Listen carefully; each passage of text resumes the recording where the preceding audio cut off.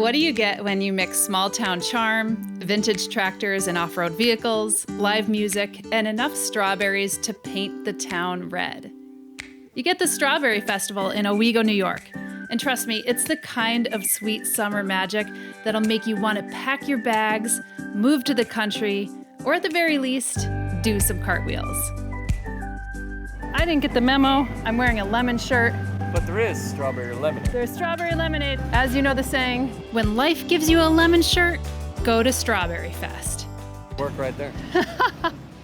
Every June during the peak of strawberry season, the quaint historic village of Owego transforms into a buzzing celebration of summer. Music in the air, the smell of barbecue on an open grill, and strawberries. Lots of strawberries.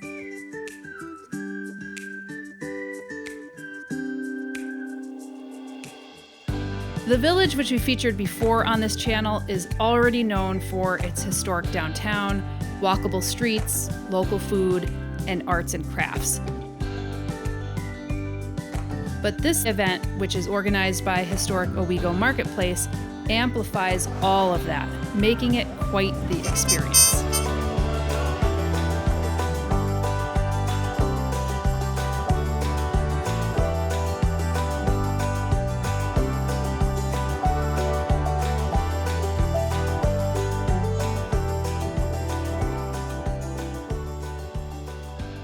The parade alone is worth the trip, and it's a perfect family activity.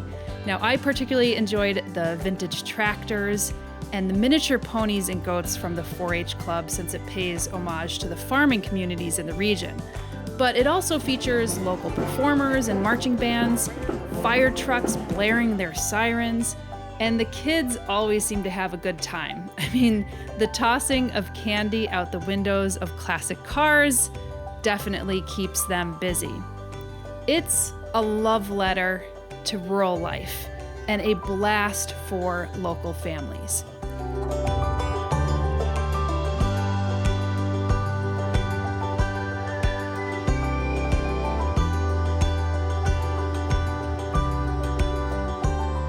Beyond the parade, Owego's downtown becomes a treasure hunt.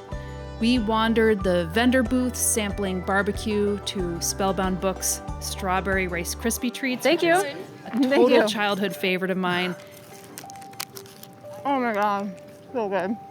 And then even popped into some of our favorite local spots.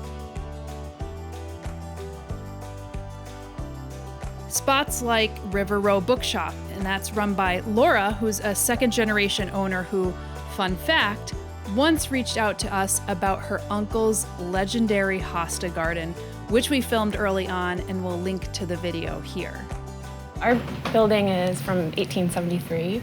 I really love all the architecture that surrounds us. We live in a unique area where there's over like 300 contiguous houses in our architectural district, and you can just see an example of like every kind. Yeah. I just love growing up here because I was exposed to all of this without having to leave home. We have 3 floors to explore and a little bit of everything. There's really affordable books in the basement and really rare books. I really like to have stuff from around the area, our history and the natural history also of what's here.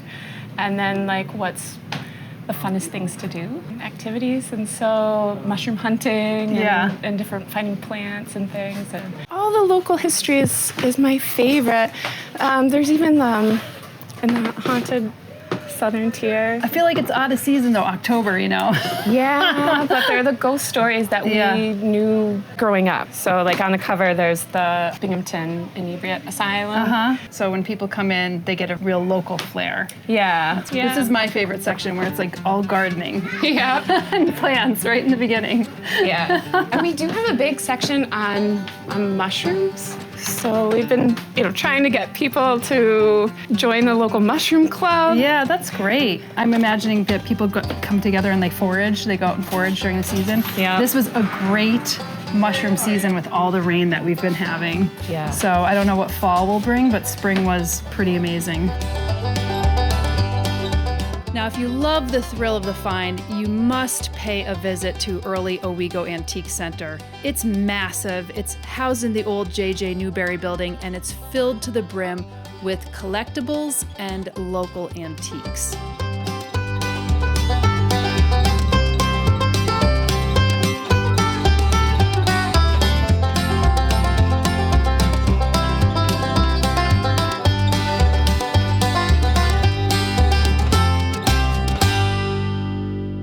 And when it's time for a break, Owego doesn't disappoint.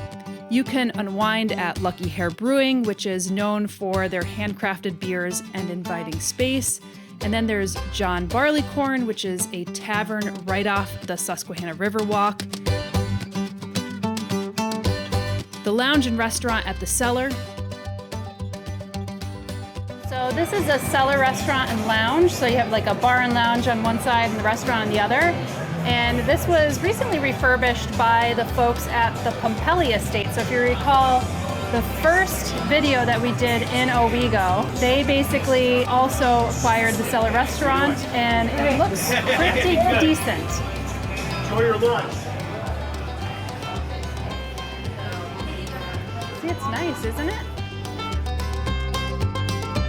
And the newly renovated Owego Brewing Company right on Main Street, which is also making handcrafted small barrel batches of beer and happens to overlook the iconic Owego sign on their rooftop deck.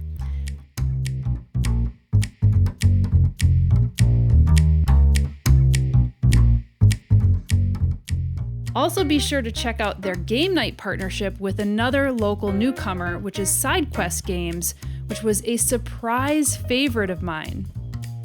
Now, I was never big into board games, but I love this shop and what it's all about.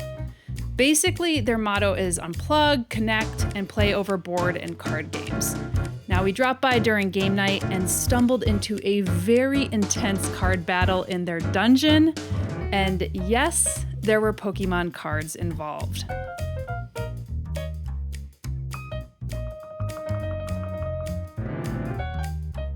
And of course, there is no shortage of shops featuring local artists, craftspeople, and a whole host of curated cuteness. And yes, many of them leaned into the strawberry theme.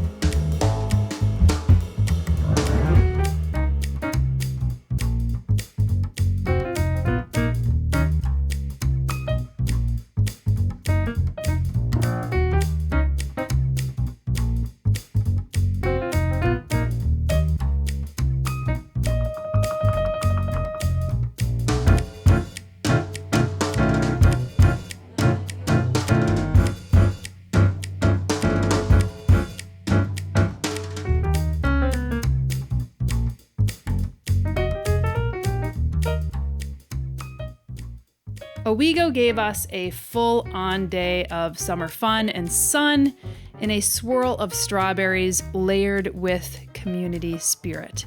It was really a perfect break from our usual grind of renovations, but we'll be back at it soon. So Sandra and I have just wrapped up being here in Owego at Strawberry Fest. It was kind of crazy, so many strawberries. But we got to see some really great places, saw some familiar faces as well. And it's a great way just to get a sense of a small town is during their festival season, and this did not disappoint.